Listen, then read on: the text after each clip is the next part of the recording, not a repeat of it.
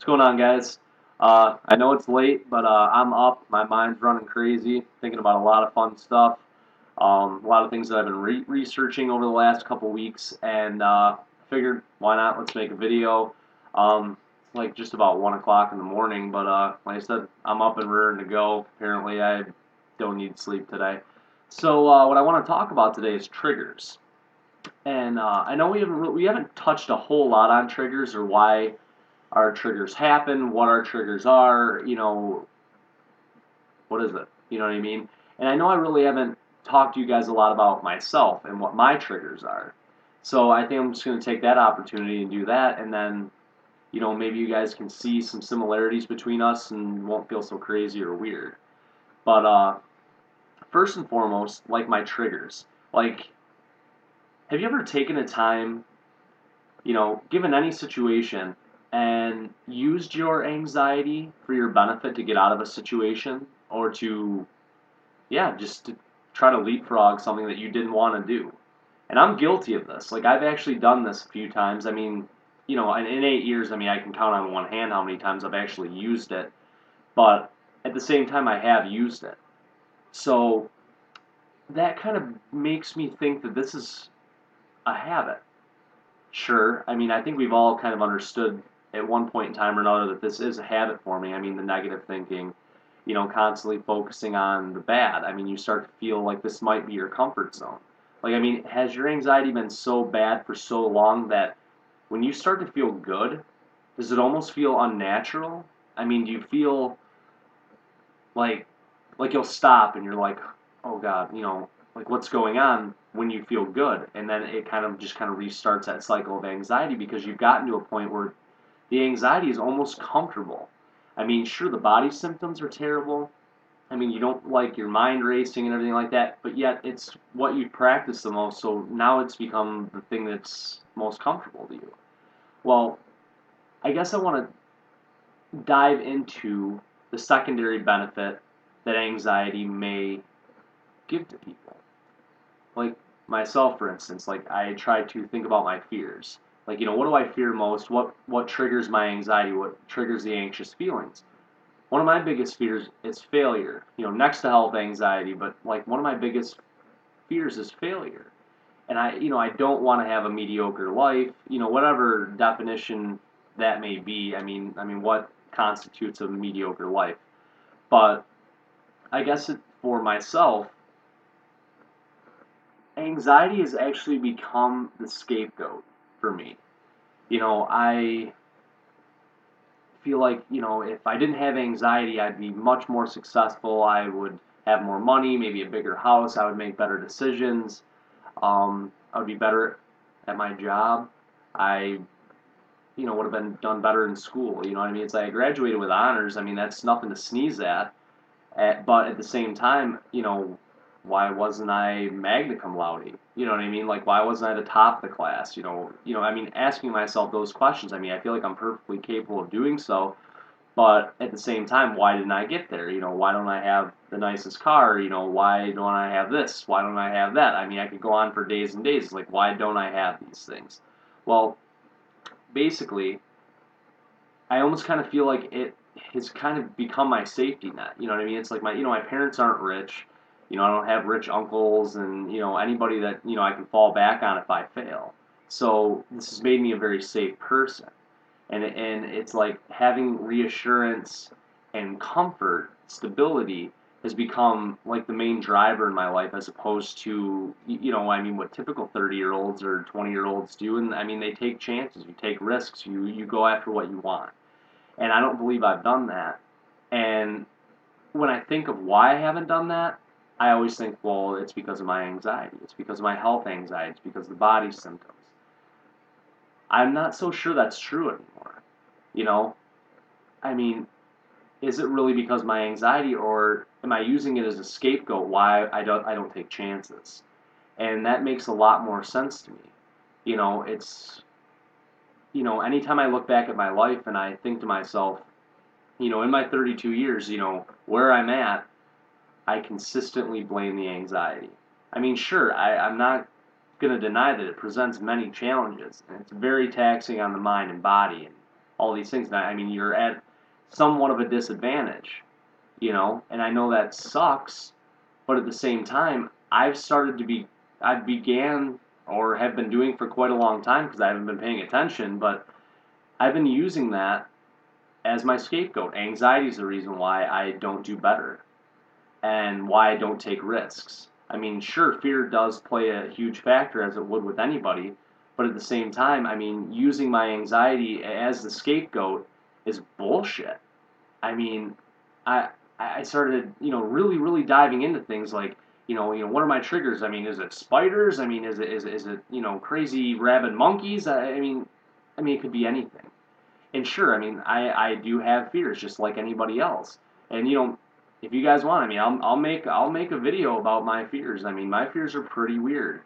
But getting back to my topic is the anxiety is the reason why I don't do better. The anxiety is the reason why I don't hang out with friends. The anxiety is the reason why I don't do better at my job. Why I haven't been promoted yet, or why, you know what I'm saying? I mean, I think about all of those things, but at the same time, it's just an excuse. I didn't get promoted or I didn't go farther because I didn't put in the fucking work.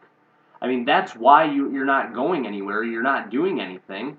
I mean, how many times have you heard somebody say, everything happens for a reason? Um, you know, have patience, everything will work out. Um, Everything comes at the right time. And I mean, granted, I am religious to a certain extent, but without an action, nothing is going to change. You know what I'm saying? And I'm not saying that the action doesn't come as part of the big plan, but I mean, when you're waiting around for something to happen, how many times does it happen? You know what I mean? Just like the negative part of anxiety, it's like you wait around to have the heart attack, but it never comes. Just like waiting around to get better, it's never going to come. You have to take action. You have to do things, and you have to, learn to make yourself happier and learn to, rewire your thinking to think positively. I mean, on a day-to-day basis, I mean, many things come at me in a day. I mean, it's like I manage 140 people in a very large, retail chain operation. You know what I mean? Being a store manager is very stressful. Sometimes it's scary, sometimes it's frustrating, sometimes it's just makes you angry. You know what I mean? All those things, I mean, it builds stress, stress, stress, stress, stress. But really at the same time, it's like if I was a little bit more organized, if I, thought before I spoke on more occasions than I do now, I mean, things may fall into place a little bit better. I mean, it's like hard work. You know what I mean? Like hard work will always get you somewhere else. Taking action will always, further you, and not becoming so discouraged so easily. And I mean, being emotional people. I mean, I don't know many people that have anxiety that aren't emotional, but when you are so emotionally driven, it's going to throw you off. I mean, you're not going to do as well as you think that you're not going to do as well as you think you should, simply because there's an emotion behind it, whether it's fear, anger, bitterness. You want to cry because someone's being mean or whatever it is. I mean, it could be any number of things, you know. But the point is you have to take steps. You have to create change in order for change to happen. No change is going to happen unless you put in that time and effort, or you just try to do something different. And I mean, I realize this is sort of kind of piggybacking off of like my last video, which probably not a bad thing, but at the same time, if you don't change, nothing's going to change. You can't sit around and hope and wish that things are going to get better. I mean, sure, you can have faith that someday, things are going to come up roses, but, someday may never come unless you take an action. And that's what I'm really mulling over in my brain now is just, take that risk. I mean, I do not want to be that person, 75 years old on my fucking deathbed, thinking to myself, I should have done that. I don't want any regrets. I mean, I'm gonna regret so much. I mean, I already regret so much because I'm 8 years strong dealing with this health anxiety bullshit, And every situation seems like life or death anymore. You know what I mean? It's like my anxiety's on a hair trigger. My amygdala is completely redlined. You know what I mean? Every time I come in contact with a situation that I have to act, my anxiety just flares up. I mean, sure. I mean, no one can see it on my face, and no one can see it on yours either. I mean, you're a great actor. I mean, you become a great actor because you don't want to look crazy in front of people. But think about it. I mean, you, yeah, you don't. You're an actor. You're good. Use that. You know what I mean? Move forward, push forward, and do what the hell you have to do. You know, you don't want to be that 75-year-old, 85-year-old, 95-year-old, and in all of our minds, we're all going to die at 30 or 40 or tomorrow. You know, you're not going to die. Move forward, try new things, create change. Just give it your best shot. You know what I mean? That's how I feel right now. I'm just gonna give it my best shot. You know, it's like I have hopes, dreams, aspirations, you know, whatever you want to call it. And it's like I put them on hold for anxiety's sake. I urge you to not do that anymore. You know, I'm gonna try. Let's do it together. You know what I mean? I don't want to put my life on hold anymore for this shit. You know, it's like I'm already, like I said, my amygdala is already redlined, and I get anxious in every situation. So how can it? I mean, I hate to say this, but how can it really get any worse? I mean, you're already nervous about most situations. So take the time to plan out what you want for your life and go for it. Just go for it. I'm gonna give it my best shot. You know what I mean? This anxiety shit is not gonna hold me back anymore. I'm tired of it.